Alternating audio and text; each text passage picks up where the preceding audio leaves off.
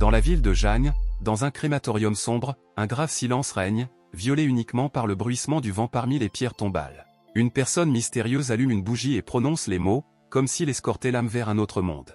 La flamme de la bougie s'éteint soudainement, et la silhouette gisant à proximité commence à montrer des signes d'activité étrange. La main de l'homme mort devient bleue et il commence à prendre vie, ce qui ne se préoccupe pas de la personne qui l'accompagne. Le jeune gars, restant calme, appuie le corps en arrière et dit que l'homme mort se rebelle toujours.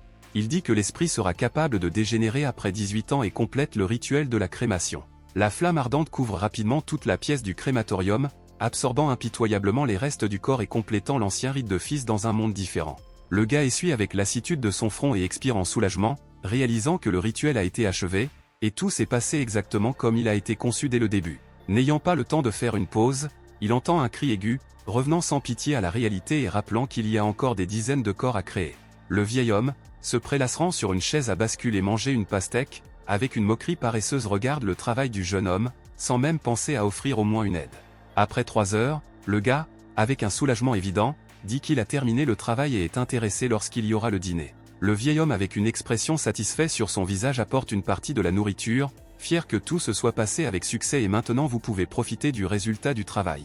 Le gars est surpris d'examiner le porc cuit sur le plat, sans croire ses yeux et surpris de son apparence, ce qui correspond clairement à ses attentes. Il exprime l'admiration pour un délicieux type de nourriture, surpris par son espèce parfaite et confirmant que c'était un vrai ragoût, comme il s'y attendait. Pensant, le jeune homme se demande la qualité de la nourriture, surprise de son goût étrange, qui ne correspond pas à ses attentes d'un tel plat. Le vieil homme, avec un sourire, regardant les jeunes hommes, plaisante que le chemin n'a pas encore été achevé, auquel le gars est surpris de demander où il devrait aller plus loin. Le gars de la perplexité pose une question, sans comprendre pourquoi sa journée de travail n'est pas encore terminée, surpris qu'il y ait encore beaucoup de travail à l'avance. Le vieil homme rapporte sérieusement qu'il a transféré toutes ses connaissances à l'étudiant, résumant leur chemin conjoint et désignant l'achèvement du dernier jour ouvrable du jeune homme. L'enseignant informe en toute confiance l'élève de la nécessité de déménager dans la ville de Yu le lendemain, le provoquant par surprise cette nouvelle. Abassé par une tâche soudaine, le gars essaie avec impatience de comprendre les motifs du vieil homme qui n'est pas prêt à se séparer de la vie habituelle si brusquement et à quitter le mentor. L'enseignant se tourne vers le jeune homme, rappelant la tragédie d'il y a 7 ans et l'exhortant à nouveau d'intervenir au cours des événements fatidiques. Le gars a des maux de dos et de la colère, rappelant le passé, dans lequel il a perdu tout ce qui était cher, et se prépare en interne à revenir sur le chemin de la vengeance et de la vérité. Le héros se pencha devant le vieil homme en gratitude au cours des années de défense et d'éducation, jurant de revenir après avoir réalisé son serment pour se venger de la famille tombée. Le mentor confie l'étudiant à une mission importante, pour sauver une personne dont le sort est lié à l'avenir, rappelant que ce sera la première étape pour accomplir le devoir et le chemin du héros. La gratitude du jeune homme accepte la tâche du mentor, exprimant la détermination et le respect, confirmant ainsi la volonté de quitter la solitude pour un objectif important. Ayant quitté le crématorium, le protagoniste arrive dans la ville moderne, où il commencera à commencer un nouveau chapitre de son sort et à remplir la mission assignée. De retour dans sa ville natale pendant longtemps, le héros avec détermination et nostalgie légère regarde dans les rues familières, se préparant à l'exécution d'une mission importante. Le jour du 18e anniversaire du protagoniste de la ville, une force mystérieuse et auparavant inconnue préfigurant les changements et les épreuves à venir de façon inattendue. Au milieu de la célébration du 18e anniversaire, le personnage principal perd tous les proches, lorsqu'une force inconnue tombe sur sa famille, ne laissant que la douleur de la perte. Alors que le ciel brillant reflétait la tragédie, les attaquants avec les épées ont entouré les demeures, essayant d'empêcher Lu Zhengtian de se cacher des représailles. Au prix de sa propre vie, le père a bloqué la voie aux ennemis, donnant une chance au jeune Feng Xiao pour échapper à la mort imminente dans le manoir couvert par le chaos. Verrouillé dans la pièce et couvert de désespoir, le garçon a frappé à la porte, espérant que son père était toujours en vie pendant que les cris et les sons d'un massacre mortel étaient entendus. Un homme âgé a éclaté dans la pièce, a sorti un jeune homme de ses bras et l'a emmené, sauvant de la mort parmi le chaos et des effusions de sang. Fermé par le désespoir et les larmes, le garçon a regardé son père pour la dernière fois, qui ne pouvait plus être sauvé avant qu'il ne soit emmené dans l'obscurité des futurs tests. Le jeune homme choqué s'est rendu compte que seul le dévouement de ses parents, qui se sacrifiaient et bloqua les portes, le sauva de la mort imminente aux mains des tueurs. Embrayant un bracelet dans sa main comme symbole de mémoire, le jeune homme a pris une décision décisive de retourner dans sa ville natale afin de révéler la vérité sur la mort de ses parents et de se venger. Le héros a pris la route afin de respecter d'abord l'ordre de l'enseignant, avant de chercher des réponses et de se venger dans sa ville natale. En arrivant dans la ville, le héros devient un témoin de l'humiliation d'un étranger qui est à peu près expulsé de la famille de Shen, ce qui indique clairement qui est le maître ici. Après l'itinéraire au téléphone, le protagoniste se rend avec confiance à la maison de la famille Shen, en prévision de la réunion, qui peut devenir un tournant dans son sort.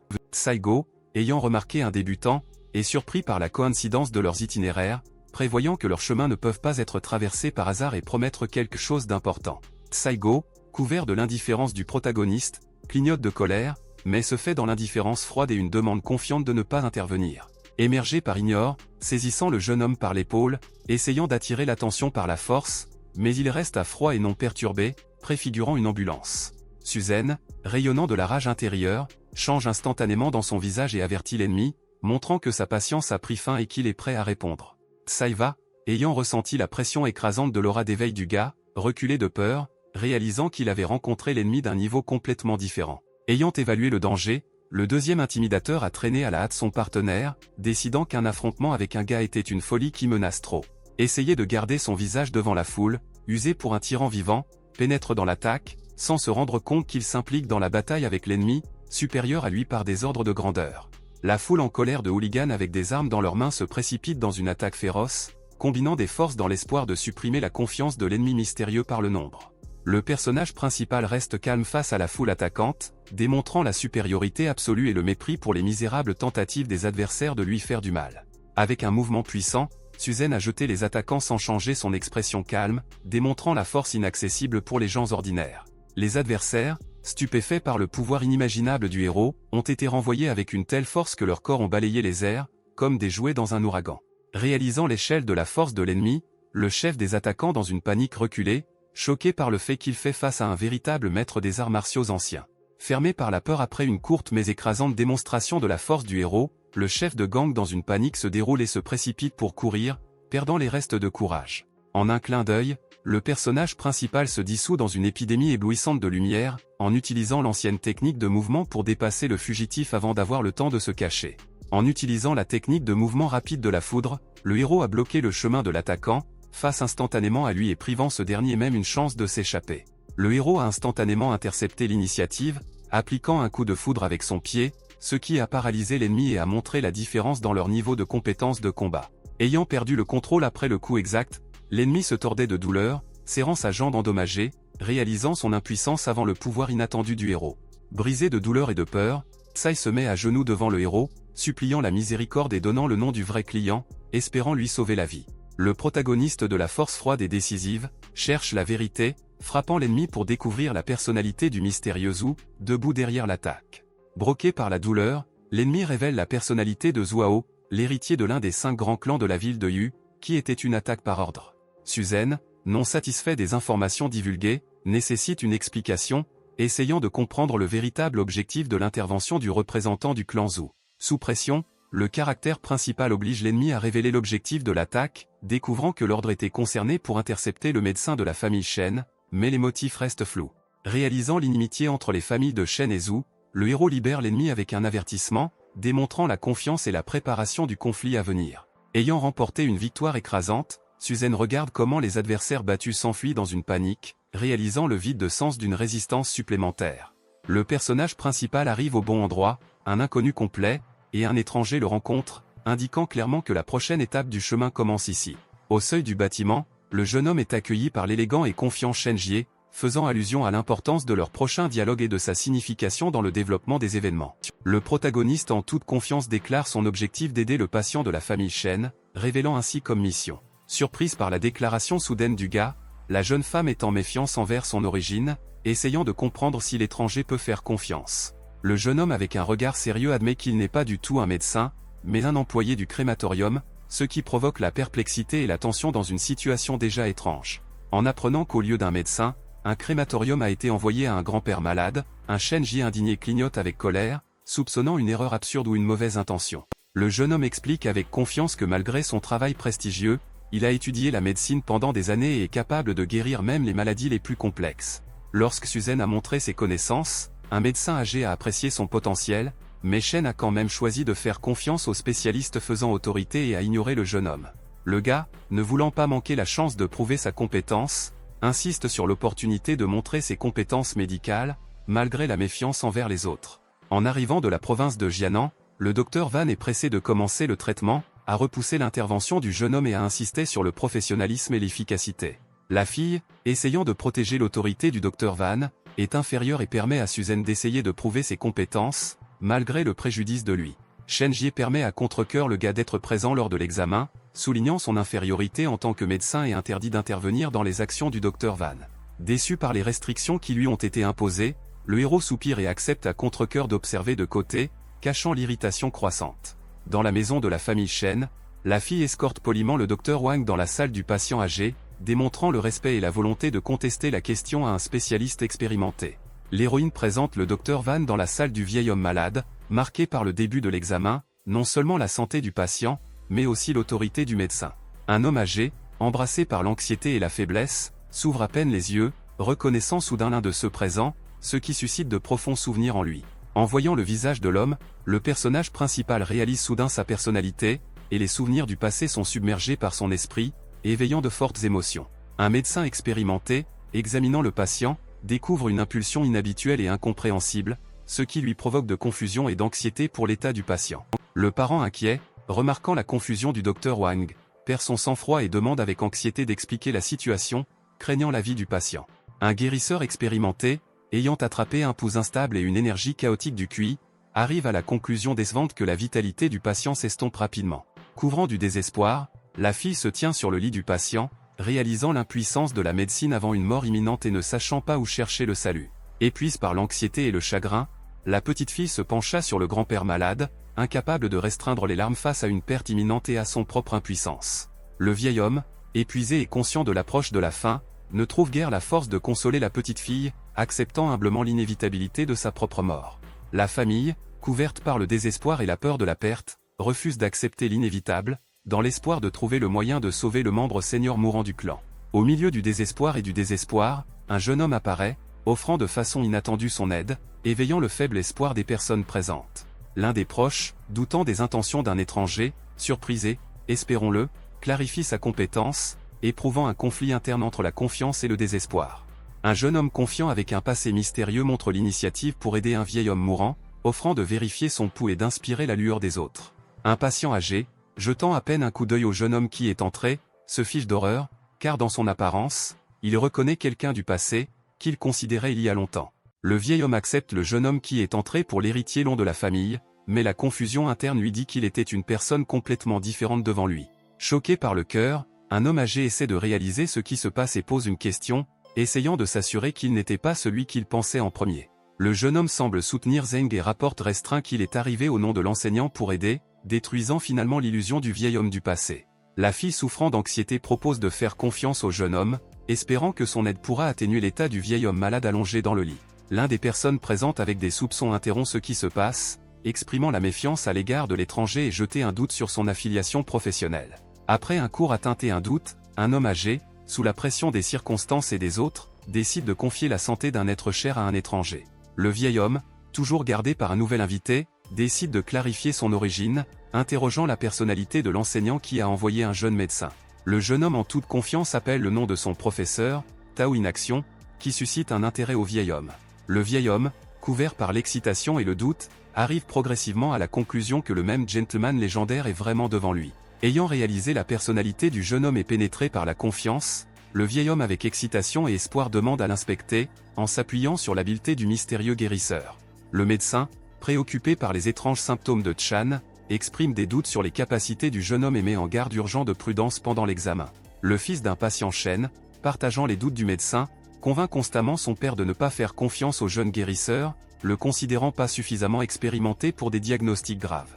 Fatigué des litiges et de la méfiance envers les autres, le vieux Shen supprime résolument la discussion, démontrant la volonté de faire confiance au jeune médecin malgré les doutes de ses proches. Le vieil homme, ignorant les avertissements et le scepticisme des proches, avec confiance étend sa main, exhortant Suzenia à procéder à l'inspection et à prendre son traitement. Malgré la méfiance envers les autres, Suzanne étant toute confiance pour les diagnostics, se préparant à prouver son talent et à sauver le patient âgé. Le gars met doucement ses doigts au poignet du vieil homme, examinant le pouls avec précision pour déterminer la cause de la maladie et choisir le bon traitement. Ayant analysé l'état du vieil homme, le jeune homme découvre une forte accumulation d'énergie sombre dans son corps, qui met en lumière la véritable raison de la détérioration de la santé. Un médecin âgé conduit un jeune guérisseur à un homme allongé sur une civière, dont le corps est imprégné d'énergie sinistre, et demande à trouver une source de souffrance. Le jeune médecin, perplexe par le pouls inhabituel du patient, admet qu'il rencontre d'abord un phénomène similaire et se tourne vers le mentor pour clarification. Le vieil homme explique que la cause de la souffrance du patient est l'énergie sombre du corps et offre à enseigner au héros une acupuncture, soulignant l'importance des points qui peuvent exiler et sauver la vie. Le mentor prévient qu'il ne montrera la technique qu'une seule fois, créant du stress et démontrant l'aiguille dans laquelle la force et les connaissances sont concentrées pour l'expulsion de l'obscurité. Le personnage principal est de se préparer à appliquer l'acupuncture, tenant un ensemble d'aiguilles dans ses mains et avertissant le patient de la douleur possible, démontrant la confiance et la détermination. Le gars active la puissance de l'acupuncture, dirigeant les flux d'énergie à travers le corps du patient afin d'expulser les esprits sombres et les monstres enracinants à l'intérieur. Après l'activation de l'acupuncture, les flux d'énergie puissants pénètrent dans le corps du patient, le processus d'obscurité de la conduite est lancé, provoquant une réaction de purification notable. Entouré d'éclats et de flux d'énergie, le vieil homme plonge en transe, tandis que les forces obscures laissent progressivement son corps sous l'influence d'une puissante aura thérapeutique. L'essence démoniaque, sortant des profondeurs de la conscience du patient, a commencé à déformer son corps, la couvrant d'énergie noire et l'enveloppant avec une flamme violette de rage. Réalisant l'insistance de l'incident, le jeune homme avec un regard pénétrant s'est rendu compte que la mystérieuse complot a provoqué la catastrophe qui est tombée sur Monsieur Chen. Dans un ajustement de détermination, couvert par la colère et la fureur juste, le héros a libéré la technique destructrice, ordonnant à sa force d'écraser le mal et de restaurer la justice.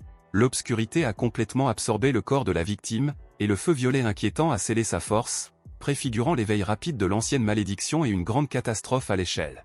La malédiction brillante, s'échappant des profondeurs du corps de la victime, l'a balayée avec une flamme violette, provoquant une douleur insupportable et détruisant les dernières traces de conscience.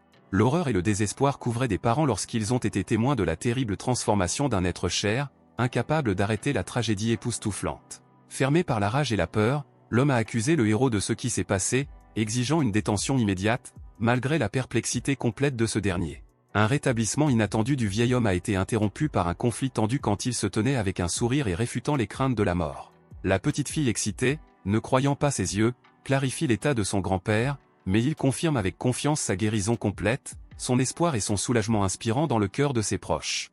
Stupité par la restauration soudaine de son père, un homme en panique appelle le médecin pour confirmer la condition, sans croire en ce qui se passe et à la recherche d'une explication médicale. Le médecin dans la confusion enregistre la restauration frappante du patient, qui contredit la logique médicale, choqué par un résultat incroyable du traitement. Il est étonné que cela indique une forte amélioration de l'état du patient, dont le corps, jusqu'à récemment affaibli, a soudainement gagné la vitalité et la jeunesse. Entendre de superbes nouvelles sur la merveilleuse restauration du patient, le fils et la petite fille réagissent avec un choc, incapables de croire ses oreilles. Un médecin âgé qui a reconnu la technique utilisée dans le traitement, est surpris de réaliser que l'art utilisé est les 13 aiguilles légendaires de la porte de démon. Le jeune guérisseur avec un léger sourire est surpris que le médecin senior ait reconnu la technique ancienne, espérant cacher l'opportunité d'en discuter avec quelqu'un qui possède également des connaissances. Le médecin principal est horrifié par la prise de conscience qu'il fait face à l'héritier à l'interdiction d'équipements médicaux, capable de guérir et d'apporter la destruction. L'aîné choqué de la médecine change à la hâte le ton, réalisant la vraie personnalité de Suzeni, et reconnaît respectueusement ses compétences, demandant le pardon pour l'audace précédente. Suzen, montrant la modestie, refuse le titre du maître, rendant hommage à la contribution à long terme de la famille du Dr Van au développement de la médecine. Le Dr Van avec respect et excitation aborde le gars avec une demande personnelle, exprimant l'espoir de la faveur et la démonstration de respect sincère. Le maître choqué de la vanne, reconnaissant la supériorité de Suzeni, avec un arc, exprime le désir de devenir son étudiant et de comprendre la technique légendaire de 13 aiguilles du démon. Le gars arrête doucement le geste trop respectueux du Dr Van, montrant la modestie et mettant l'accent sur une attitude amicale, malgré le respect exprimé. Il donne au Dr Van avec ses propres entrées sur la technique de 13 aiguilles du démon, montrant la volonté de partager ses connaissances et son expérience. Le Dr Van gratitude a accepté de précieuses notes, agenouillé devant le maître en signe de respect le plus profond et promettant de comprendre l'enseignement transféré avec le zèle. Les contraintes de Sulen et avec la gentillesse réagissent à la révérence du Dr Van, indiquant clairement qu'il n'a pas besoin du titre du maître et préfère un simple attrait. L'homme en stupeur réagit à l'attrait inattendu du Dr Van au jeune homme en tant que maître, sans comprendre ce qu'il méritait un tel respect. La petite fille regarde dans la perplexité comment un Dr Van respecté accepte soudainement le rôle d'un étudiant à Suzeni, ce qui lui fait une vague de doute et de surprise. Le patient avec approbation et respect félicite Suzeni pour l'adoption de l'étudiant, soulignant son statut élevé et une tendance naturelle au leadership. Un vieil homme respectueusement réglé a exprimé un désir sincère de visiter le gars, dans l'espoir de renforcer sa relation et de démontrer le respect de son statut. Suzanne, qui s'efforce de la solitude et maintenait le secret de son activité, appelle le crématorium dans la ville de Jeanne un lieu de résidence qui, curieusement, s'avère vrai. En entendant que le jeune homme vit dans le crématorium, les hommes sont confus, car une telle reconnaissance ne correspond pas au cadre de leur perception habituelle. Après la reconnaissance de Suzanne sur la vie dans le crématorium, Shen Jie couvre son visage avec sa main, incapable de cacher le choc et la confusion interne de ce qu'il a entendu. Le médecin avec admiration commente la dualité du jeune homme, soulignant son travail acharné à la fois dans le traitement des vivants et dans le traitement des morts. Suzanne informe calmement le patient de l'effet temporaire de l'acupuncture, rappelant que le traitement et le temps supplémentaire nécessiteront une récupération complète. Le gars explique aux personnes âgées la vraie cause de sa mystérieuse maladie, indiquant la présence de l'énergie du yin sombre, se cachant du diagnostic habituel. Un homme âgé a été surpris de percevoir la mention de l'énergie sombre du yin, sans comprendre sa nature et réaliser que son état est associé à quelque chose de surnaturel. Le médecin, ayant réalisé la menace, se souvient d'anciens traités dans lesquels l'énergie du yin est décrite comme un mal provoquant de graves maladies lorsqu'elle pénètre dans le corps humain. Le vieil homme dans une panique se rend compte que le développement de l'énergie du yin peut susciter l'esprit sombre qui éclatera et causera des dommages irréparables à toute la famille. Après la révélation du pouvoir destructeur de l'énergie du yin, tous les membres de la famille se gèlent sous le choc, réalisant que leur sécurité est une menace sérieuse. Fermé par la peur pour le sort de la famille, l'aîné dans le désespoir fait appel à aider, réalisant que la vie des 18 parents dépend des actions de Suzanne. Gardant calme face à une menace imminente, le jeune homme prend le contrôle de la situation et assure à l'aîné qu'il trouvera un moyen de sauver sa famille. Suzanne commence à enquêter, en supposant que le démêlage du mal qui menace la famille peut être caché parmi les choses dans la chambre. En entrant dans la chambre, le gars remarque sur le cabinet des objets brillants émanant d'une aura, ce qui indique un lien possible entre les choses et un malheur imminent. Suzanne choisit l'un des vases lumineux étranges, ressentant de l'énergie résiduelle et essaie de découvrir son origine, soupçonnant le lien avec l'empoisonnement. L'un des hommes explique que des vases étranges appartiennent à son père, qui aime collecter des antiquités, révélant ainsi un indice possible. Le personnage principal remarque une image inhabituelle parmi les objets anciens, encadrée par un cadre rayonnant, qui représente un mystérieux paysage de montagne. L'image du paysage sur le mur a attiré son attention, dans une image simple des montagnes, il a attrapé de l'énergie cachée, comme si elle stockait un secret ancien. Le propriétaire de la maison a fièrement expliqué que la photo du paysage qui intéressait l'invité est l'original du célèbre maître qui est particulièrement apprécié par son père. Suzanne regarde soigneusement l'image et, après avoir pris quelque chose d'inhabituel, il sent que derrière la beauté extérieure est un secret digne de solidification. En touchant la mystérieuse photo du paysage, le gars ressent une énergie sinistre, révélant la malédiction qui a causé la souffrance au propriétaire chaque jour. En apprenant la malédiction cachée dans l'image du paysage, Suzanne essaie avec impatience de découvrir son origine, soupçonnant qu'elle pourrait être la clé pour s'effondrer. Le vieil homme a admis qu'il avait acquis une photo mystérieuse à la vente aux enchères de Jianganan d'un mystérieux vendeur, sans soupçonner la malédiction qu'elle portait. Après avoir analysé les circonstances, le jeune homme est arrivé à la conclusion que l'image avec la malédiction a été transmise au vieil homme intentionnellement, afin de lui faire du mal. En apprenant la malédiction imposée sur l'image, le vieil homme dans une panique exige de le détruire immédiatement, et Jian, sans aucun doute, accepte de se débarrasser d'un objet dangereux. Le personnage principal intervient dans une situation de panique, cessant toute confiance d'essayer de détruire l'image et prétend qu'elle peut être sauvée en la nettoyant de la malédiction ci-dessus. Le jeune homme active le pouvoir mystique, se tournant vers les esprits des guerriers déchus afin de mener un ancien rituel de purification et de retirer la malédiction du mystérieux artefact. Cloaking the Power of Fallen Warriors, le héros initie la purification de l'artefact damné, dirigeant l'énergie mystique pour disperser l'énergie sombre du yin qui fit l'objet. Suzanne active la puissance interne, dirigeant le flux d'énergie spirituelle à travers un point sur la poitrine, se préparant à l'action décisive pour nettoyer l'objet damné. Des flux d'énergie rayonnante sortent du corps du héros, illuminant tout autour, au moment où il révèle pleinement la force pour nettoyer la source inquiétante du yin. Un éclair d'énergie destructive explose un espace enchanté, absorbant la puissance sombre du yin et complétant la purification de l'ancien artefact avec une fin lumineuse. Le sceau magique s'effondre enfin dans le tourbillon d'une flamme nettoyante, diffusant les restes de l'énergie du yin et respectant l'équilibre dans un espace déformé. Après la destruction du sceau, l'énergie est dispersée et le protagoniste se sent avec soulagement comment la malédiction disparaît, renvoyant la paix et la force perdue au corps. Réalisant l'achèvement du rituel de soulever la malédiction, le jeune homme évalue la situation et se prépare à éliminer les restes d'énergie sombre afin de nettoyer enfin l'espace. Après l'expulsion réussie de la malédiction et de la stabilisation de l'énergie, les victimes reconnaissantes ont exprimé une profonde appréciation au héros pour le salut et l'assistance. En gratitude pour le salut d'un membre de la famille, des représentants de la famille Chen ont solennellement remis Suzeng 10 millions, exprimant la reconnaissance de ses compétences et de ses mérites. Suzeng a abandonné sans cesse une récompense majeure, expliquant qu'il avait agi exclusivement par respect pour la volonté de son professeur, et non pour un avantage important. Le refus du gars d'une généreuse récompense a fait une forte impression sur les personnes présentes, en particulier sur une fille qui admirait son indifférence à l'argent. L'aîné de la famille Chen insiste sur la rémunération de Suzeng, craignant que le refus ne sape la réputation de leur famille aux yeux de la société. L'un des membres de la famille regarde l'incrédulité comment le père avec respect et la confiance partage toutes les informations avec le jeune invité. Le chef de la famille, essayant de maintenir l'honneur et le respect de la famille, invite Suzeni à une conversation personnelle au bureau afin de discuter des questions importantes sans étranger.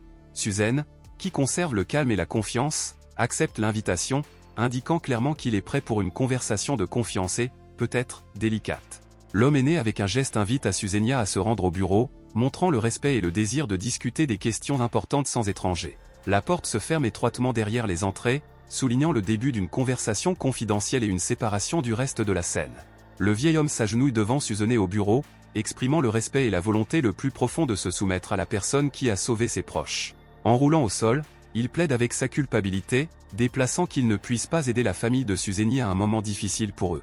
Voyant comment le vieil homme tombe soudainement à genoux, le personnage principal s'est levé avec impatience pour soutenir et comprendre la raison d'un tel acte. Avec des larmes aux yeux, le vieil homme a admis qu'il ne travaillait pendant de nombreuses années que pour payer une fois bien.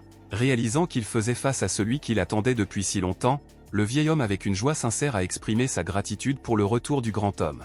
Le jeune homme est surpris de réaliser qu'il était tout ce temps sur sa survie, malgré la longue absence et inconnue du destin. Le vieil homme explique qu'après la disparition du jeune homme, il a reçu une lettre de Taos avec une instruction de prendre un milliardième fonds en fiducie avant son retour.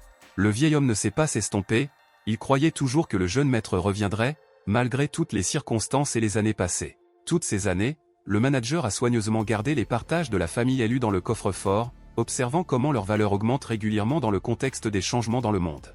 Maintenant, lorsque le moment est venu, il a remis l'enveloppe principale avec les documents au véritable propriétaire, ouvrant ainsi l'accès à l'état de la famille Lu. Le protagoniste a refusé les parts, décidant de cacher son nom, parce que son objectif, sa vengeance pour ses parents est ne pas gagner de richesse. Le vieil homme a ouvert un compte à l'avance afin que le jeune héritier puisse librement disposer des fonds au bon moment, sans se révéler. Suzanne rapporte qu'en cours de route, je suis tombé sur la famille de Zhu, qui a essayé d'intercepter le médecin et s'intéresse aux causes possibles de cette loi. Le vieil homme explique que la famille Zhu échange des concurrents et suggère qu'ils peuvent être impliqués dans l'incident avec le médecin. Le protagoniste déclare sans cesse qu'il est trop tôt pour tirer des conclusions, car sans preuve spécifique, toute accusation ne restera que des spéculations et des soupçons.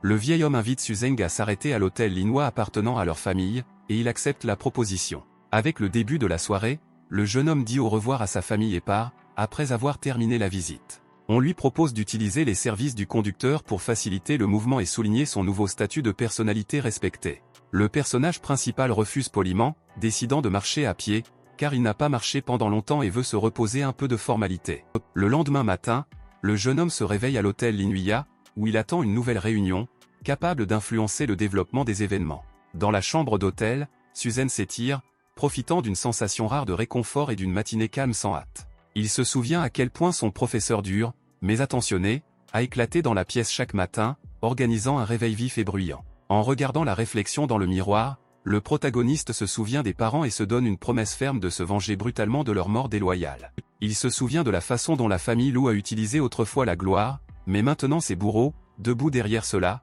occupent probablement des positions influentes dans la société. Réalisant que la clé du démêlage peut être cachée parmi l'élite, il décide d'aller à l'endroit où les personnalités célèbres et les pouvoirs se rassemblent. Avant de sortir, il change calmement de vêtements, se préparant à une réunion importante, car l'apparence joue également un rôle important dans la société de normes élevées. Le héros se rend au grand centre commercial de Huachen, espérant qu'il est là qu'il pourra faire le premier pas sur la voie de la révélation de la vérité. Dans un concessionnaire de voitures luxueux, un jeune homme est accueilli par un employé, accueillant poliment et offre de l'aide pour choisir une voiture. Il se rend au bâtiment avec la boutique HS, passant en toute confiance les portes vers une inspection plus approfondie. Un charmant consultant avec un sourire chaleureux demande quelle voiture s'intéresse à un homme, prêt à démontrer l'ensemble de l'assortiment. Le héros s'arrête dans une voiture de sport rouge vif, qui attire immédiatement l'attention des autres avec son apparence élégante et puissante. Un groupe de passants, avec intérêt et approbation évalue le choix du héros, notant son bon goût et son attractivité de la voiture. L'étranger prétend que la voiture symbolise le statut du propriétaire, soulignant la nécessité de choisir un modèle prestigieux pour maintenir une image. Le consultant indique une nouvelle voiture luxueuse pour 8 millions, soulignant son exclusivité et le manque d'analogue dans la ville. L'étranger doute que le héros puisse acheter une telle voiture, mais son compagnon est étonné de l'idée de l'acheteur. En entendant que le héros accepte de signer les documents, il réagit avec surprise et irritant à une tournure soudaine des événements. Un agent de concessionnaire automobile invite poliment le héros dans la salle VIP pour terminer l'achat et préparer les documents nécessaires. Un groupe de jeunes avec un look provoquant a bloqué le chemin vers le personnage principal, disant que la voiture sur laquelle il a mis les yeux leur appartient déjà. Le chef du groupe, confiant dans sa supériorité, avertit le héros qu'il devrait quitter, démontrant une menace et une intention cachée d'intimider. Le protagoniste reste calme et avec l'ironie invite les adversaires à essayer de le convaincre, montrant sa confiance et sa volonté de conflit. Le chef en colère du gang, ressentant un appel, perd son sang-froid et décide d'appliquer la force, acceptant un appel à la confrontation. Confiant dans son pouvoir dans la ville, il clignote avec colère et déclare que l'invité non invité devra payer l'insolence, démontrant la détermination de la bataille. L'étranger ordonne de saisir le héros, pointant son doigt, alors qu'il est accompagné d'un groupe de gars agressivement réglés. L'un des hooligans, furieux derrière son chef, couvre l'extincteur, avec l'intention de traiter brutalement le délinquant. Suzanne avec un sourire confiant regarde ce qui se passe, ne ressentait clairement pas la peur d'une menace imminente. Dans une forêt sombre, l'élève et l'enseignant avancent, immergés dans la conversation, le but de leur visite reste inconnu. Le vieil homme rappelle à l'étudiant l'équipement militaire qu'il lui a appris il y a de nombreuses années. Le jeune homme informe avec confiance son mentor qu'il n'a pas perdu de temps en vain et s'est entraîné dur, faisant allusion à sa volonté de démontrer ses compétences. L'aîné, tenant un téléphone entre ses mains, invite l'élève à montrer dans la pratique à quel point il a avancé en compétences. Le gars sourit et commence à retrousser ses manches, indiquant clairement qu'il est prêt pour le test à venir et le perçoit comme un défi. Soudain, le jeune homme se précipite sur l'attaque, dirigeant tout le pouvoir vers l'aîné. Le maître détourne facilement l'attaque, libérant de l'énergie et reprochant l'étudiant de la lenteur, et il est étonnant réalise sa non-préparation. Pendant le match d'entraînement, l'un des participants montre une instabilité excessive, ce qui oblige l'adversaire à porter un coup dur et décisif. Après être tombé au sol après l'attaque, le jeune étudiant éprouve une douleur intense et démontre un peu de préparation évidente pour la bataille de ce niveau. Un élève intéressé interroge l'enseignant sur la réception qu'il venait d'utiliser, dans l'espoir de maîtriser cette technique à l'avenir. Le protagoniste entre en combat avec confiance, avec l'intention de démontrer la force qu'il a perfectionnée pour une longue formation. En utilisant les connaissances et l'énergie accumulées, il attaque rapidement l'ennemi avec un coup puissant, démontrant un haut niveau de compétence. Le coup de foudre du protagoniste élimine l'ennemi de ses pieds, lui laissant la moindre chance de résistance. Le reste des hooligans est des tordages sur le sol de la douleur, incapables de se tenir debout après une attaque rapide. Le chef d'horreur est conscient du pouvoir de l'étranger, choqué par sa puissance et sa vitesse. Le personnage principal regarde froidement le prochain ennemi, indiquant clairement qu'il n'y aura pas de pitié. Dans une panique, un homme essaie de dissuader l'attaquant, se référant à sa connexion avec une personne influente. Fatigué du bavardage, Suzanne avec une expression froide sur son visage frappe résolument son camarade de ses pieds d'un coup, démontrant la force et la confiance. Ayant perdu son équilibre, l'ennemi hurle en arrière et se retourne et tombe dans la fontaine, attirant l'attention générale et créant le chaos dans la pièce. À l'heure actuelle, l'employé rapporte poliment la préparation de la voiture, mais est brusquement interrompu, remarquant le désordre et la scène avec la participation du client. Un humble et humide, renversé le leader se trouve sur le sol, se froissant et tremblant de douleur. Gardant calme et confiance, le protagoniste remercie l'employé et demande de restaurer l'ordre, comme si ce qui s'était passé était monnaie courante. L'employé reçoit une affectation importante du héros et avec une excitation claire accepte de terminer la tâche. Elle regarde la voiture de sport, qui est rapidement enlevée, la laissant à perdre à l'entrée du bâtiment. Trois amis s'entraident, l'un d'eux tient à peine sur leurs pieds, tandis que les autres se soucient de comprendre ce qui lui est arrivé. L'un d'eux, indigné et décisif, nécessite immédiatement le retour et le rapport à ce qui est arrivé à ses supérieurs, exprimant la préparation à l'action. Suzanne au volant d'une voiture rouge se précipite en toute confiance dans la nuit, éclairée par la lune, se dirigeant vers un objectif inconnu mais clairement important. Une voiture de sport luxueuse s'arrête devant un bâtiment moderne, mettant l'accent sur le statut et la confiance du gars arrivé. Les filles remarquent un jeune homme nouvellement arrivé et admirent son apparence et un modèle rare de la voiture, discutant de lui avec admiration.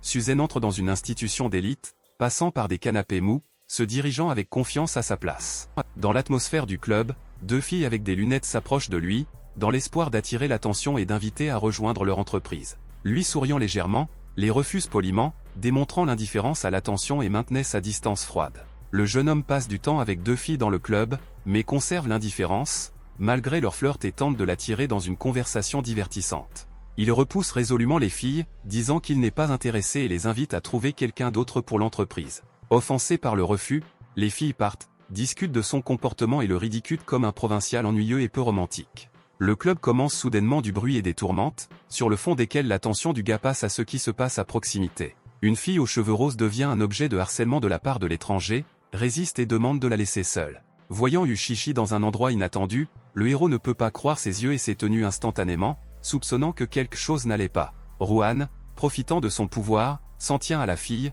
promettant des richesses, et elle a peur de la laisser seule, attirant l'attention des autres. Soudain, un jeune homme apparaît, avec une expression décisive sur son visage, exige pour arrêter le harcèlement de Ruan et se retirer. Indigné par l'intervention, Ruan réagit agressivement au héros, considérant cela comme une violation de ses droits et sapant son autorité. Les personnes présentes dans la salle sont étonnées, car tout le monde sait que Ruan est associé à une organisation puissante, et une querelle avec elle est lourde de conséquences graves. Ruan avec négligence défie Suzeng, l'accusant sarcastiquement d'essayer de jouer le héros devant la dame. Ruan ordonne au gars à s'agenouiller et à s'incliner, menaçant les représailles s'il ose désobéir. Suzeng interrompant l'escarmouche et faisant preuve de pouvoir, assaut Ruan par la main. Ruan crie de douleur, tenant la main blessée, sous le choc d'une attaque inattendue. Les témoins dans une panique réagissent de surprise, accusant l'inconnu d'insolence pour nuire à l'influx Ruan. Un héros confiant donne à Yuan 10 secondes pour qu'il disparaisse, ce qui indique clairement qui est le principal ici. Il menace que sinon il perdra bien plus qu'une simple main. Un sot dans une panique s'enfuit avec une protection, mais jette une phrase provocante, exhortant de ne pas s'enfuir s'il y a du courage. Suzeng sourit calmement et déclare qu'il n'ira nulle part, exhortant l'ennemi à se dépêcher avec ses actions. La fille le regarde avec surprise, essayant de se rappeler où elle avait déjà rencontré cette mystérieuse personne. Elle avertit le jeune homme qu'il a insulté le signe du dragon et lui conseille de partir jusqu'à ce que ses membres reviennent pour éviter les ennuis. Le gars est préoccupé par sa sécurité, pose des questions sur ses autres actions, mais elle hésite et ne sait pas quoi faire ensuite. Un homme en colère éclate dans la pièce et crie une fille nommée Ushishi avec un reproche, l'accusant d'insolence. Il l'accuse d'insulter Ruan et veut intentionnellement vouloir nuire à sa réputation, malgré le fait qu'elle venait de commencer à travailler. La fille en désespoir tombe à genoux, suppliant le manager de lui pardonner et de lui donner une autre chance de rectifier la situation. Le manager met la fille dans une position humiliante, lui offrant de plaire à un autre homme afin de maintenir le travail. Soudain, Suzeng apparaît et frappe le délinquant, interrompant ce qui se passe. Il mène résolument la fille, croyant qu'elle n'a pas sa place parmi ces personnes, mais elle est confuse. Un nouveau personnage apparaît, un membre de l'organisation criminelle, indigné par l'attaque contre son subordonné. Il est surpris de se demander comment quelqu'un a osé frapper son homme, ne sachant même pas qui il était. L'apparition de Monsieur Wu provoque l'excitation parmi les passants, car il est devenu un maître des arts martiaux, et tout le monde est sûr que l'ennemi ne résistera pas au combat. Le personnage principal, ayant entendu parler de Monsieur Wu, propose calmement de tout résoudre à la fois, montrant la confiance et le manque de peur de la menace. Les gens de Wu, après avoir relevé comme un défi, se criant sur l'attaque, espérant punir l'étranger audacieux pour son courage. Le héros, sans perdre son auto-témoignage, reflète les attaquants dans un mouvement puissant, démontrant sa force et ses capacités militaires. Les adversaires sont inconscients sur le sol, n'ayant pas le temps de porter un seul coup, complètement écrasés par la réponse de la foudre du héros. L'homme aîné est surpris de réaliser que le jeune homme a le niveau d'arts martiaux comparable au sien, ce qui explique sa confiance. Le jeune guerrier confirme calmement ses capacités, démontrant un calme complet et un contrôle sur la situation. L'adversaire met en garde contre la différence de force même au même niveau de compétence et commence à libérer l'énergie, se préparant à l'attaque. Sa puissante aura prend la forme d'une bête furieuse, soulignant la puissance du coup à venir. Avec de la rage et du feu dans ses mains, il se précipite dans l'attaque, ayant décidé de manière décisive d'écraser le jeune adversaire avec sa réception. Une explosion puissante enveloppe la figure du héros, créant l'illusion de sa destruction complète dans une épidémie éblouissante de lumière et de flammes. Svita admire avec enthousiasme le pouvoir de Monsieur Wu, confiant qu'après un coup aussi destructeur, l'ennemi ne survivra pas. Wu remarque soudain l'absence de corps et, dans une panique, dit au reste que l'objectif a disparu. Le leader avec une expression méfiante sur le visage examine la pièce, soupçonnant quelque chose de mal et ressentant l'approche de la menace. Soudain, un adversaire apparaît par derrière, indemne et calme, choquant tout le monde avec son retour inattendu. Réalisant le danger imminent, l'ennemi détruit brusquement, anticipant un coup capable de tourner le coup du duel. Le mouvement soudain et puissant de Suzeng envoie facilement l'attaquant voler, démontrant la supériorité de la vitesse et de la force. L'ennemi atterrit sur ses genoux, abasourdi et son souffle, réalisant qu'il avait sous-estimé la puissance de l'étranger. Il recueille la volonté d'un point, décidant que la bataille n'est pas encore terminée, et avec rage se précipite dans une contre-attaque, espérant tourner la situation. Ignorant l'avertissement, un homme avec un aspect sévère et des éclairs d'énergie sur le corps se précipite, plein de détermination à terminer le combat. Debout sur le balcon, un homme influent avec un regard froid doute des capacités d'un HU, montrant que la situation dépasse le conflit habituel. L'un des personnes présentes, avec surprise, reconnaît le Yushen, le roi des dragons debout devant eux, dont l'autorité provoque un véritable frisson. Un autre témoin est choqué par l'apparence d'une figure aussi puissante, réalisant que la journée était devenue une tournure incroyable des événements. Toutes les personnes présentes sont soudainement enclines à la révérence, reconnaissant bruyamment leur soumission au roi des dragons, soulignant son pouvoir absolu. Yushen, le roi du dragon et la tête de la société du dragon, étonne tout le monde présent par son apparence soudaine et faisant autorité. L'un des membres de la société accuse le gars de provoquer des troubles et des dommages à leurs alliés, le représentant comme une menace pour le chef. Yuisen, le roi de la société du dragon, est surpris du courage de Yushen, réalisant qu'il avait contesté leur autorité devant tout le monde. Suzen déclare avec confiance que ce sont les subordonnés de la Lune qui ont commencé le conflit, offrant de régler la situation avec le monde si le camarade est prêt pour le dialogue. Voyant la réticence de la Lune à mener une conversation constructive, le jeune homme laisse entendre que les négociations n'ont pas de sens si le leader agit de la même manière que son peuple. Suzen bougea légèrement la main, redressant la forme du dragon, maintenant le calme face à l'augmentation des tensions dans le couloir. Yushan remarque une chaîne d'os de dragon sur la main du gars, provoquant un choc et une crainte. Voyant l'artefact, l'homme ordonne immédiatement à accompagner le propriétaire de la chaîne à son compte personnel pour clarifier les circonstances. Les spectateurs suggèrent que le seigneur avec un visage sombre a l'intention de faire face personnellement à un étranger audacieux. L'un des gardes exige que le héros le suit immédiatement et sans résistance le suivant sur les ordres du patron. Malgré l'avertissement du danger mortel, le héros reste calme, affirmant que personne n'est capable de lui faire du mal. La fille dans une panique essaie d'arrêter le jeune homme, préoccupé par ses paroles et la prochaine rencontre dangereuse avec le puissant Lu. Le gars avec une expression décisive sur son visage déclare calmement son désir de tester la force du roi des dragons dans la prochaine confrontation. Yushishi s'inquiète de sa sécurité, regardant comment il entre dans l'ascenseur avec la protection, se dirigeant vers la place d'une réunion importante. Le subordonné rapporte respectueusement élu de l'arrivée de l'invité, le voyant au bureau spacieux et éclairé. Un jeune homme avec une détermination du froid demande de se mettre aux affaires, montrant sa confiance et sa préparation à une conversation décisive. L'un des subordonnés d'insolence pense au héros, ne sachant pas qui est devant lui, croyant qu'il dit avec une personne ordinaire. Soudain, le roi des dragons, ayant appris la personnalité du jeune homme, tombe sur un genou en signe de respect profond, provoquant un choc aux personnes présentes. Ou surprise et perplexe ne comprend pas ce qui se passe, sans s'attendre à une telle humiliation de son patron. Le jeune gentleman de la perplexité demande pourquoi le chef de l'organisation démontre une telle dévotion, soulignant le contraste de statut. L'un dans une panique admet qu'il ne l'a pas reconnu immédiatement et demande désormais humblement pardon pour le manque de respect précédemment montré. Le subordonné a exprimé son doute sur le droit du jeune propriétaire au titre, pointant vers son jeune look. Lui avec une expression décisive sur son visage, ayant appris par une chaîne de Dragon Bones la personnalité d'un étranger, protège l'honneur d'un jeune maître.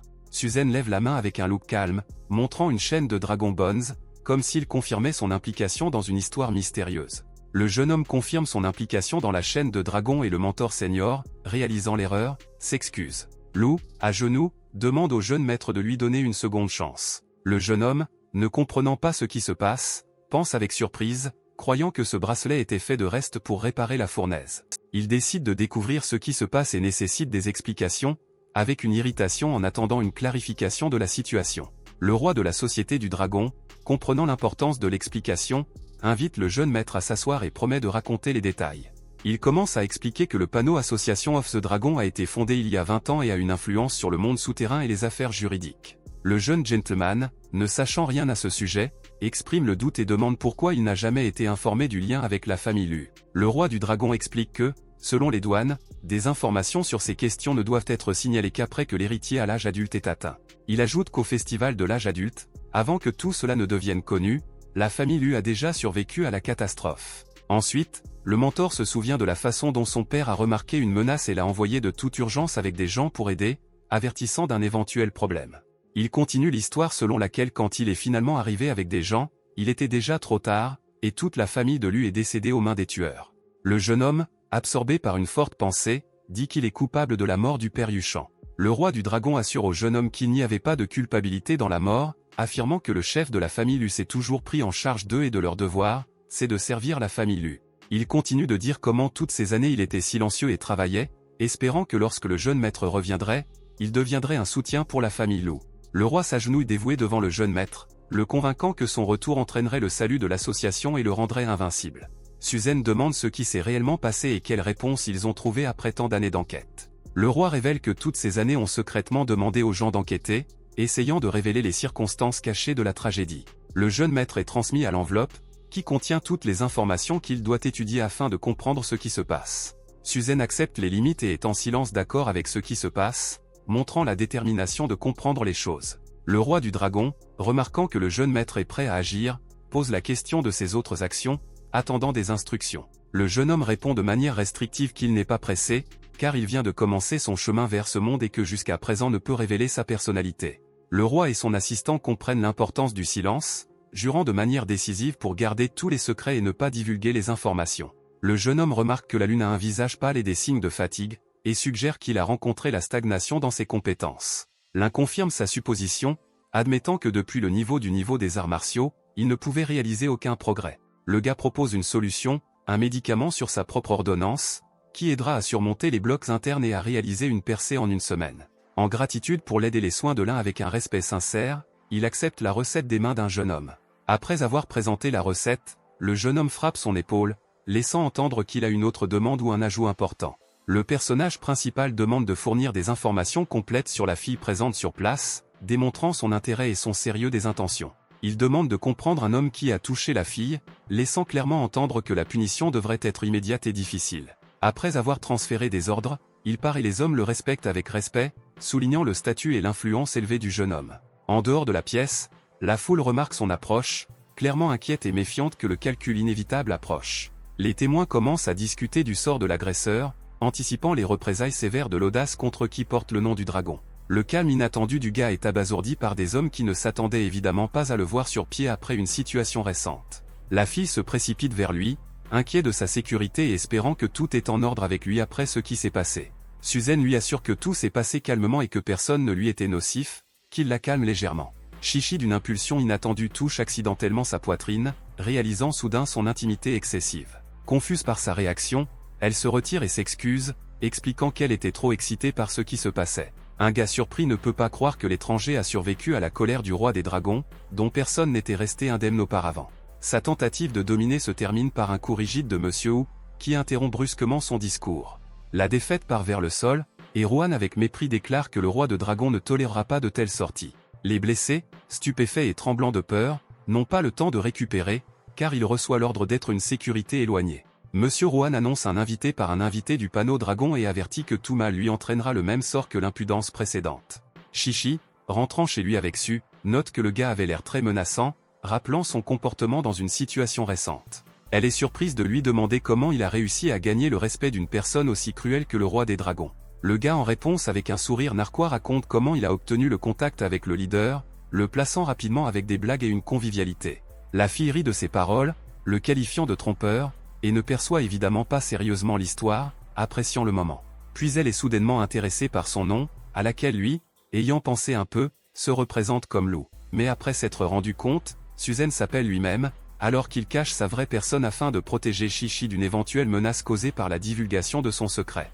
La fille remercie sincèrement le SU pour l'aide et le soutien, exprimant son appréciation pour aujourd'hui. Le jeune homme répond poliment qu'il n'y a pas de gratitude, terminant leur réunion courte mais significative dans la rue. Chichi regarde le téléphone et remarque qu'il est déjà devenu trop tard, ce qui provoque son anxiété anxieuse. Comprenant que le temps plus tard, la fille se précipite de dire au revoir à Suzanne et rentre chez elle avec un léger sourire sur son visage. Elle dit joyeusement au revoir, disparaissant au coin de la rue, laissant le gars seul dans la rue Night City. Le jeune homme reste en place, souriant tranquillement après, comme s'il réalisait quelque chose ou confirmant pour lui-même.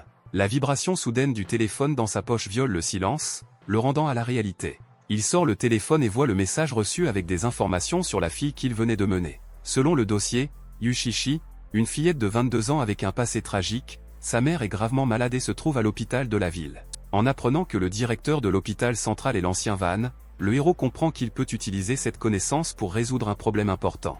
Le lendemain, des événements importants associés à l'état de l'un des patients se dérouleront bientôt à l'hôpital central. Dans le quartier, la fille dit à sa mère que l'argent pour l'opération est presque collecté, et bientôt ils pourront opérer dessus. Mère est bouleversée, se sentant coupable de devenir un fardeau, mais sa fille la soutient sincèrement, la convainquant dans le contraire.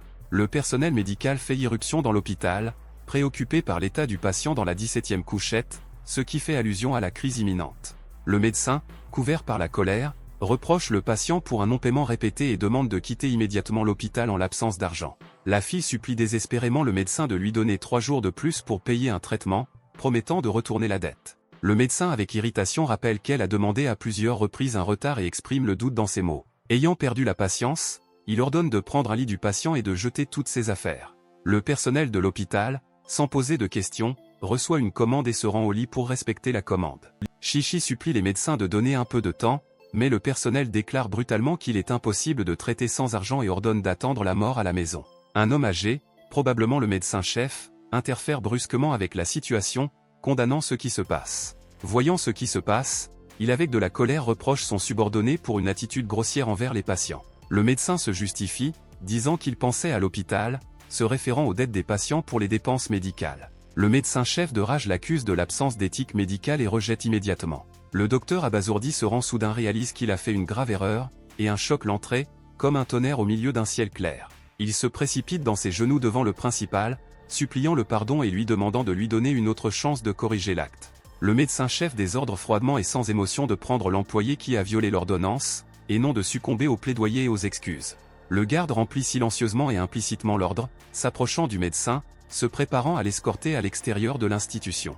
Désespéré, l'homme résiste, criant qu'il ne peut pas perdre son emploi en raison de nombreuses années de dette hypothécaire, couverte par la peur pour l'avenir. Le médecin rencontre Liamé et confirme sa personnalité, se préparant à discuter de la prochaine procédure médicale et des autres actions. Il rapporte qu'il s'est déjà familiarisé avec son état et qu'après l'examen, l'opération sera en mesure d'effectuer l'opération aujourd'hui après le dîner. Van lui donne un document de familiarisation et de signature confirmant le consentement à l'opération et à toutes les conditions connexes. Liamé remarque avec impatience le montant indiqué de 30 000 et ne comprend pas où ils peuvent avoir un tel argent. Le médecin la rassure, affirmant que tous les problèmes financiers ont déjà été réglés, et après l'opération, elle sera transférée au Icon Forward. La fille est étonnée d'apprendre qu'un certain maître Su, qu'elle n'a vu qu'une seule fois, est responsable de ce qui se passait à l'hôpital. Le médecin-chef rapporte que sa mère peut se détendre et, si nécessaire, il est toujours prêt à répondre à toutes les questions. Elle remercie le médecin-chef Van pour les soins et le soutien, s'inclinant devant lui en signe de respect et de gratitude. Sa mère dans la confusion demande qui est le maître de SU, car dans leur famille, il n'y a personne avec ce nom de famille. La fille, perplexe, suggère que le maître de SU peut être son ami, bien qu'elle n'en soit pas pleinement sûre. Maman insiste sur le fait que Chichi est maintenant obligé de lui exprimer sa gratitude en tant que grand bienfaiteur. La fille soupçonne que Suzanne pourrait être cette personne, avec qui elle n'a eu qu'une seule réunion, et est surprise de son désir d'aider. Elle regrette qu'elle n'a même pas quitté le numéro de téléphone à la hâte, et elle se demande si elle pourra le rencontrer à nouveau dans l'énorme usine. La Night City est enveloppée de calme, les fleurs fleurissent sur la maison de chêne, des événements intéressants se déroulent dans cette maison. Suzanne se prépare pour la dernière séance d'acupuncture pour un patient âgé, tandis que son fils est intéressé par le puits de son père. Un homme âgé se sent beaucoup plus jeune après le traitement et exprime sa gratitude à Monsieur Su pour l'aide fournie, notant son effet incroyable. Le jeune homme rapporte qu'il a réservé une table pour une soirée à l'hôtel Linuya, invitant un camarade à rejoindre. Près de l'hôtel, il remarque l'aîné de la famille Shen, qui est importé dans la salle où il est rencontré avec respect.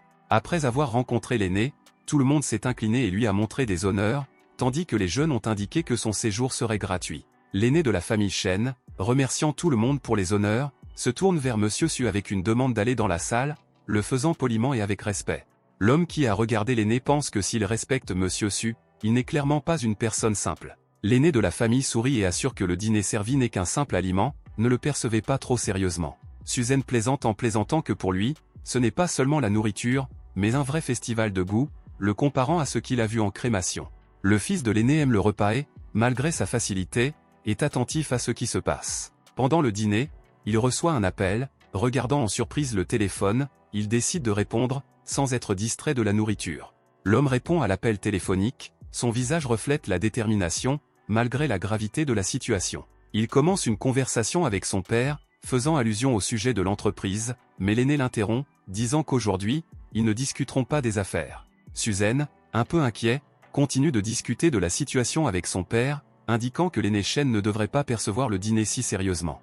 L'aîné, malgré toutes les circonstances, accepte de poursuivre la conversation, son regard se concentre plus. L'homme explique que la société pharmaceutique Shen est confrontée à la pression de Zhou Corporation, notamment en raison de la fermeture de leur dernière succursale. La petite fille, indignée par les actions de la Zhou Corporation, estime que leur tentative de monopolisation du marché pharmaceutique Shen est déjà trop.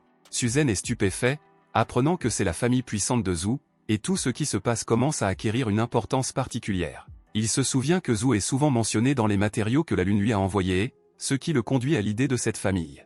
Discutant de l'histoire de la famille, le jeune homme suggère que la famille Zhou pourrait être une fois liée à la petite filiale de Lu. L'aîné Shen confirme les mots, racontant comment Zhou a acheté la production pharmaceutique de Lu après la tragédie dans la famille, à la suite de laquelle ils ont capturé le marché est riche. Le jeune homme, pensant, comprend que la situation est liée à un événement important du passé, qui apparaît maintenant. Ayant décidé de le comprendre, il demande s'il est possible de se familiariser avec la formule du médicament principal de l'entreprise qui l'intéressait. Le fils de l'aîné, essayant de préserver un secret commercial, explique qu'il ne peut pas transmettre ces informations, car elle est strictement confidentielle. Shen, en colère contre un camarade agité, l'appelle fortement un imbécile qui ne comprend pas toute l'importance de la situation. À son tour, l'aîné convainc que Monsieur Su, qui lui a sauvé la vie, ne s'attardera pas sur des bagatelles telles que la formule, et demande de la transmettre immédiatement. L'homme a envoyé un dossier SU avec une formule, et le gars l'a remercié, tandis que les deux sont restés calmes et polis, continuant à travailler dans la salle.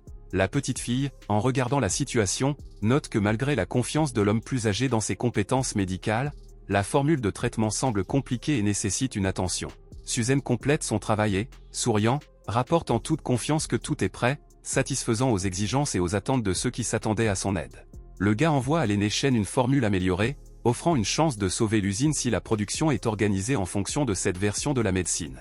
La fille, a surpris que Suzanne ait amélioré le médicament qu'ils ont travaillé pendant 5 ans, se demande comment il a réussi à le faire en 1 minute. L'aîné avec un grand enthousiasme réagit aux nouvelles, et clairement agréablement surpris par ce qu'il entend. La soirée s'est poursuivie après des toasts et merci, l'aîné lève le verre par-dessus, confirmant la sincérité de sa reconnaissance et de son respect. À l'heure actuelle, le téléphone sur la table commence à vibrer, clairement quelque chose d'important et d'urgence pour Su. Le gars remarque que son téléphone vibre et commence à vérifier la notification avec la lettre sans se cacher. Est venu devant l'écran avec un message de la Lune, Su souciait, en regardant ce qui a été écrit, réalisant qu'il attendait une nouvelle tournure des événements.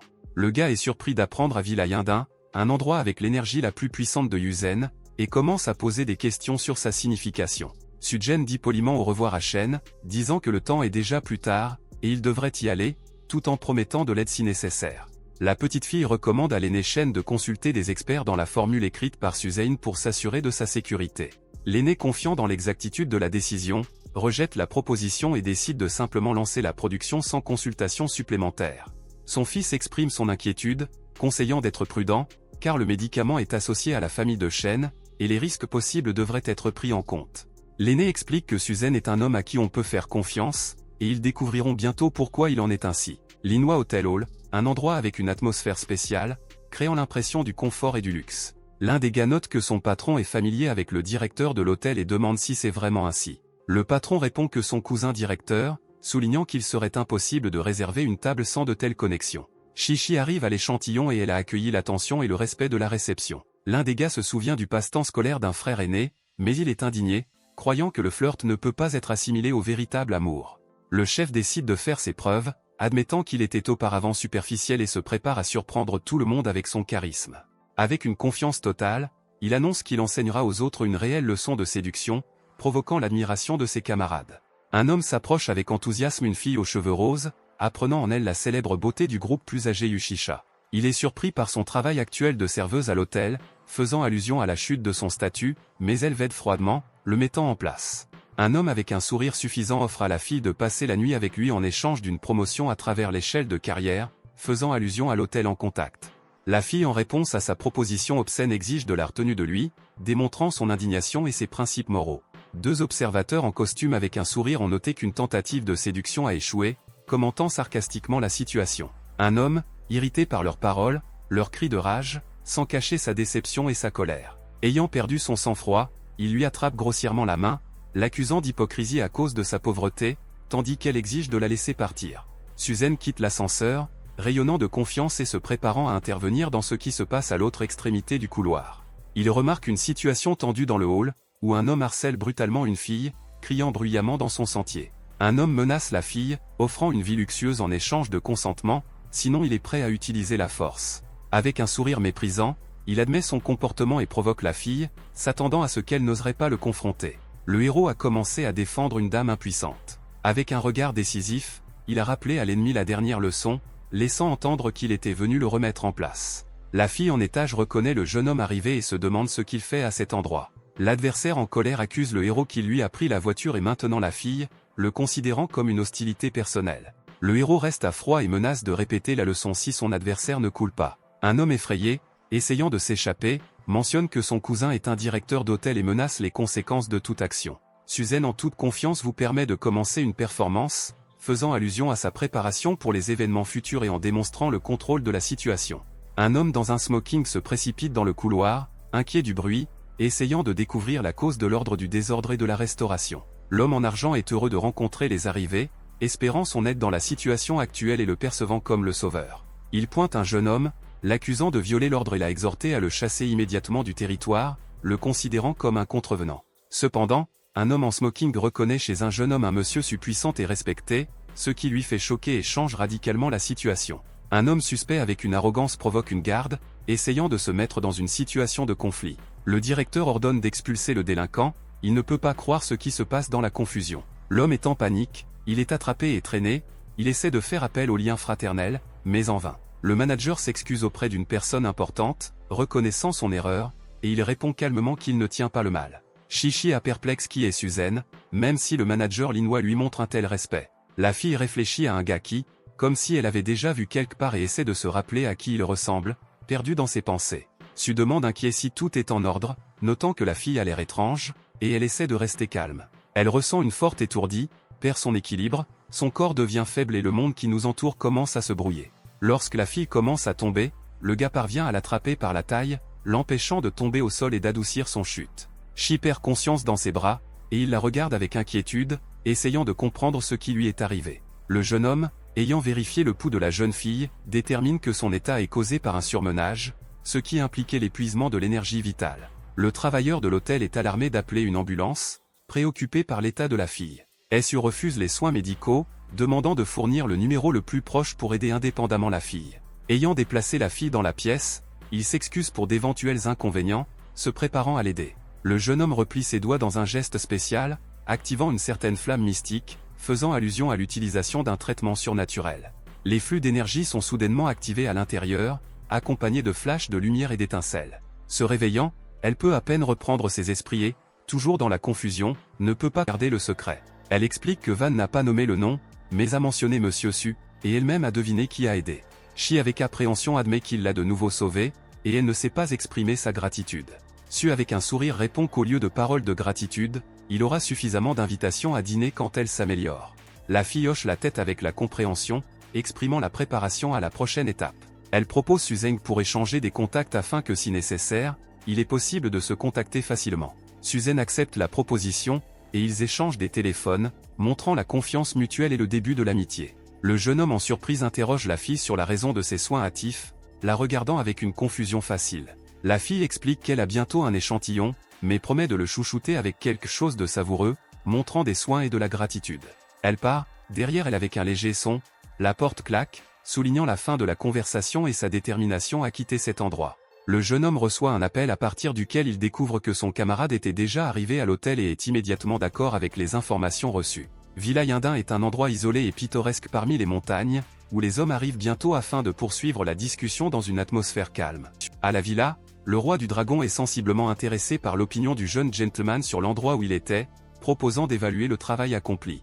Le héros note que l'intérieur est exquis, l'énergie est riche et exprime sa gratitude pour les efforts, reconnaissant la qualité de la formation terminée. Ayant reçu des éloges pour une mission, l'homme a répondu avec respect qu'il ne remplissait que ses fonctions, sans donner l'importance de son rôle.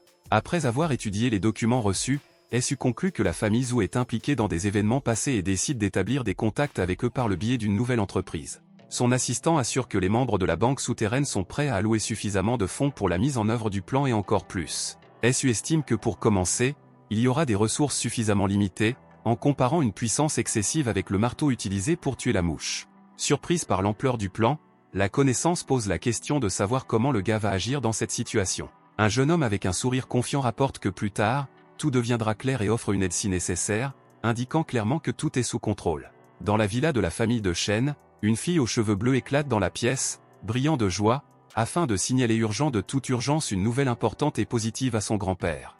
Le vieil homme demande la surprise de ce qui s'est passé, préoccupé par l'apparence soudaine de sa petite fille et de sa précipitation. Courir dans le bureau, la fille rapporte avec enthousiasme que leur nouveau médicament bénéficie d'un succès effréné et diverge instantanément parmi les acheteurs. Elle lit le rapport financier, grâce à la formule Susenia, les ventes de l'entreprise ont augmenté fortement, ce qui lui a été fière et surprise. En peu de temps, l'entreprise a réussi, renvoyant le marché perdu et perdant avec lui-même de nombreux concurrents précédents. Entendant un rapport sur les résultats obtenus, un homme âgé est ravi et se réjouit sincèrement du succès de l'équipe. Il ordonne de préparer la voiture afin d'exprimer personnellement sa gratitude à Monsieur Su pour l'aide et le soutien fourni. La voiture avec un rugissement se casse, se dirigeant vers sa destination afin de livrer un homme à une personne qui a gagné la reconnaissance. Une fille aux cheveux bleus remarque un vieil homme sortant et se tourne vers lui avec excitation, voulant dire quelque chose d'important. Elle est étonnée du luxe du complexe et ne peut pas croire que Suzanne vit vraiment dans un endroit aussi prestigieux. Le vieil homme reproche la fille, expliquant que Suzanne est uniforme et mérite le respect quelle que soit leur apparence. À l'entrée du bâtiment, ils sont rencontrés par Su, surpris par la visite inattendue de Chan et de son compagnon. Shen explique qu'il est venu exprimer personnellement la gratitude pour l'aide fournie. Il rapporte que grâce à l'aide d'un jeune homme, l'activité pharmaceutique de sa société a été sauvée de l'effondrement inévitable. L'homme aîné dit avec gratitude au jeune héros qu'il a sauvé les activités pharmaceutiques de Shen Corporation de l'effondrement imminent. Assis dans un salon luxueux, la famille Shen, exprimant sa gratitude, propose de donner la moitié du profit de la vente de médicaments en gratitude pour l'aide. Le protagoniste refuse le profit, croyant que pour les affaires de la famille Shen au stade de la croissance, ce sera une étape désavantageuse.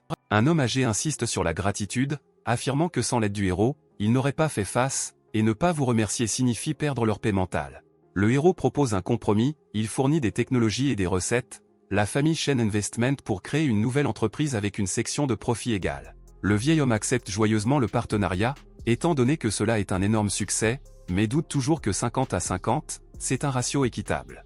Dans un salon spacieux, un homme offre à un partenaire un accord avec une distribution inégale d'actions de 80% en sa faveur. La petite fille est surprise de réaliser que la distribution proposée mènera la famille Shen à des pertes, provoquant des conflits internes et de l'anxiété. Su sans modifier la décision, dit que l'entreprise devrait rester telle qu'elle est, et propose de manière inattendue de nommer Miss Shen, chef de la nouvelle société. La fille surprise est prise par une décision soudaine et ne peut pas croire que c'est elle qui fait confiance à une position si élevée. Le vieil homme exprime le doute dans la confusion, croyant que, malgré l'expérience de la fille, un rôle aussi responsable peut être trop grave pour elle. Le jeune homme en toute confiance déclare la confiance dans Mademoiselle Shen, assise dans une atmosphère luxueuse, démontrant le calme et la confiance interne dans ses capacités. Il transfère Mademoiselle Shen une recette pour la pilule Easy unique, offrant pour en faire le premier produit de la nouvelle entreprise et jeter les bases d'un succès futur. La fille étudie soigneusement la recette, surprise de la rare combinaison d'ingrédients que personne n'avait osé combiner dans une composition. Le héros explique l'importance de la pilule Easy, soulignant son potentiel pour renforcer le corps et restaurer l'énergie, en particulier pour les patients lourds. Pendant la méditation, il ressent une puissante augmentation de l'énergie de l'environnement, réalisant qu'il est au seuil du niveau suivant du stade de durcissement. Le jeune homme reçoit un appel entrant d'une fille du nom de Yushisha, qui veut le contacter sur une affaire importante. Il décroche le téléphone et les réponses avec intérêt, démontrant la préparation à la conversation et au calme. Yushishi rapporte qu'elle a préparé de la nourriture et veut l'apporter, clarifiant s'il est pratique pour lui de l'accepter maintenant. Su accepte et promet de lui envoyer une adresse, confirmant son intérêt. La fille réjouit son accord et promet de rencontrer un sourire. Shi est surpris de réaliser qu'un homme vit dans une région luxueuse et doute de savoir si elle est imposée à sa visite. Le jeune homme la rencontre à la porte avec une étreinte ouverte, l'invitant à entrer, comme s'il prévoyait leur réunion. À l'intérieur de la maison élégante, il s'excuse pour les inconvénients causés par sa longue route, essayant de montrer son respect et ses soins. Elle se souvient avec reconnaissance de son aide répétée, croyant que c'est elle qui devrait exprimer sa gratitude. Ne connaissant pas ses goûts, elle apporte modestement des plats de maison simples, espérant qu'il appréciera ses efforts et sa sincérité.